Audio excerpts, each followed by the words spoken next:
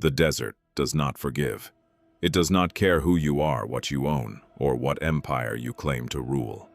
But in the year 1324, the Sahara watched something it had never seen before. A line of travelers stretched toward the horizon. Thousands of soldiers, scholars, wives, servants, and attendants, moving like a slow river of silken gold across an ocean of sand. At the center of it walked camels bearing chests so heavy with gold that men strained to lift them. Local rulers rode out just to see it with their own eyes, because rumor alone could not be believed. This was not a war. This was not a conquest. This was one man traveling to pray. His name was Mansa Musa, and by the time his journey ended, the world would never again see Africa the same way. Because somewhere behind him, in the kingdom he left in trusted hands, a fortune had been built so vast that no one, not in Cairo, not in Venice, not anywhere along the Mediterranean, could put a true number on it. They would try anyway, and in trying, they would call him the richest man who had ever lived. The richest man who ever lived the rise of the Mali Empire. Long before Musa's name reached Cairo, West Africa was already rich. It was rich in something the medieval world could never get enough of: gold. South of the Sahara, hidden in riverbeds and forest clearings, lay some of the most productive gold fields on Earth. North of the desert, salt was cut from dry lake beds in slabs as hard as stone, and in the savannah, salt could be worth as much as gold itself. Between these two worlds stretched the Sahara, brutal, endless, unforgiving to anyone who tried to cross it without knowledge passed down for generations. Those who mastered that crossing became indispensable. Camel caravans, sometimes thousands strong, carried salt south and gold north, stitching together cities that grew wealthy simply by standing in the middle. Timbuktu, Gao, Walata, marketplaces where merchants haggled in a dozen languages, where a bar of salt could trade for a bar of gold, and where power belonged to whoever controlled the routes between them. But control was fragile. Kingdoms rose along these roads and fell just as quickly, fractured by rivalry, waiting for a ruler strong enough to bind them into something larger. The gold was there. The roots were there. What the region lacked was unity. That was about to change. Nearly a century earlier, a warrior named Sundiata Keita had unified the scattered chiefdoms of the Niger River Valley into a single kingdom, Mali. By the time Mansa Musa inherited the throne in 1312, that kingdom had already grown into something formidable. But formidable was not yet legendary. Musa did not seize power through bloodshed or rebellion. He rose to the throne after his predecessor vanished during an expedition across the Atlantic, never to return. It was, in its own strange way, an accident of history, and Musa did not waste it. He inherited a kingdom sitting on some of the richest gold fields ever discovered, positioned directly along the trade arteries the medieval world depended on. Wealth was already moving through Mali. What it needed was a ruler who understood that wealth was not the same as power, and that power, properly built, could turn a regional kingdom into an empire the world could not ignore. Musa moved with purpose. He tightened control over the goldfields, ensuring the crown, not scattered local chiefs, governed the flow of wealth. He extended Mali's authority over key trading cities, absorbing them not through force alone, but by offering something rulers rarely could: stability. Merchants who traveled through Mali's territory found safety. Roads were patrolled.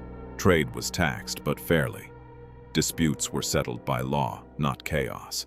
And so, merchants kept coming, choosing Mali's routes over more dangerous alternatives. Every caravan that passed paid a toll.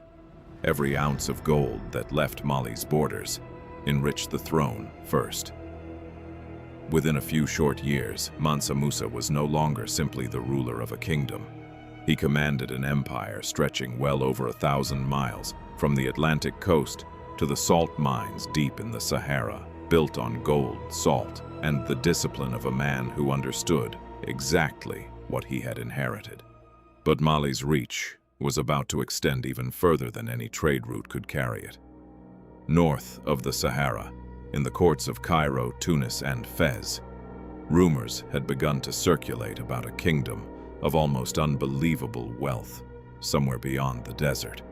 Traders spoke of gold in quantities that seemed impossible. Scholars debated exactly where this kingdom lay.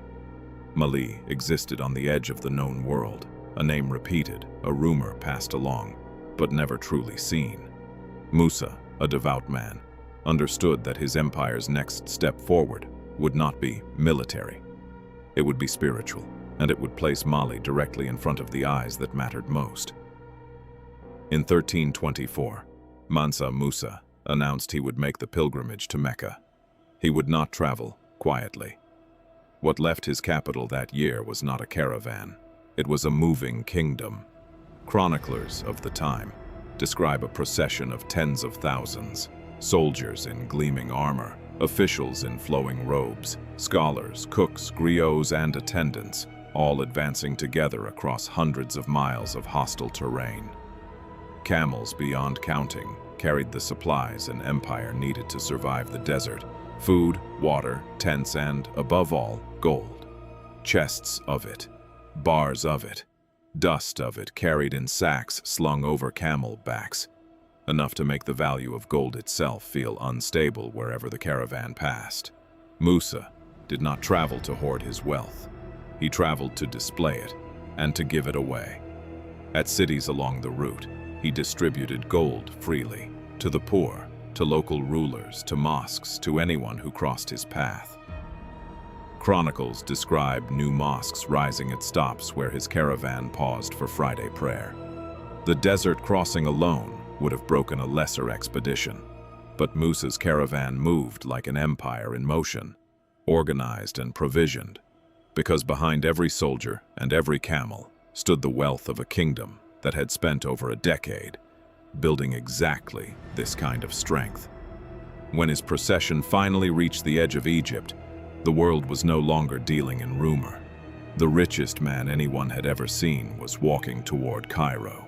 Cairo had welcomed kings before. It had never seen anything like this. Musa's arrival unsettled the city's entire economy.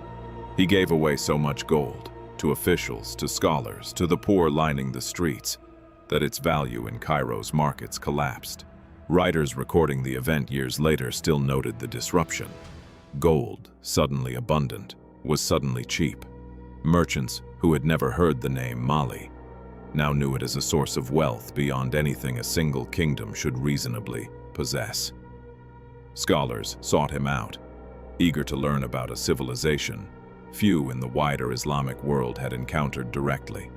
Word spread along trade routes faster than Musa himself could travel, from Cairo to Damascus, from North Africa, across the Mediterranean. Within decades, European mapmakers were drawing Mansa Musa directly onto their charts of the known world. Enthroned, crowned, holding a golden nugget the size of an orange, one figure representing an entire continent's wealth, Africa was no longer a blank space at the edge of the map. It had a name attached to it now. That name was Mansa Musa. When he returned home, Musa did not simply resume ruling. He rebuilt. Timbuktu, already a trading post of modest importance, became something greater, a center of scholarship, drawing scholars, architects, and manuscripts from across the Islamic world. Mosques rose from the wealth Musa poured back into his empire. Monuments not to conquest, but to permanence. Trade surged as merchants, now fully aware of what Mali possessed, redirected their routes toward its markets. Timbuktu's libraries would eventually hold tens of thousands of manuscripts, a legacy of learning that would long outlast Musa's reign. Mali's reputation had become its greatest asset, more valuable in some ways than the gold that built it. The empire Musa left behind was not only rich, it was known, and to be known in the medieval world was its own form of power. It is easy to imagine the medieval world as scattered continents, barely aware of one another. Mansa Musa's story says otherwise. Gold mined in the forests of West Africa, financed mosques in Cairo, funded scholarship in Timbuktu, and reshaped the maps drawn in the courts of Europe. A king from beyond the Sahara altered the economy of Egypt simply by passing through it. The medieval world was not a collection of isolated kingdoms. It was a single, connected system, and for one remarkable decade, its center of gravity sat in West Africa. Wealth fades, empires shrink, borders shift, and gold changes hands until no one remembers where it began. Mali itself would not last forever. Within 2 centuries, its power would decline, its territories absorbed by rising neighbors. But something else survived. Not the gold, not the empire, the memory. Centuries after his caravan crossed the Sahara, Mansa Musa is still remembered, not for wars he fought because he fought so few, but for what he built and what he chose to give away. Perhaps that is the quiet lesson, resting inside his story. Power fades, empires fall, but what a person chooses to build and to share can outlast them both.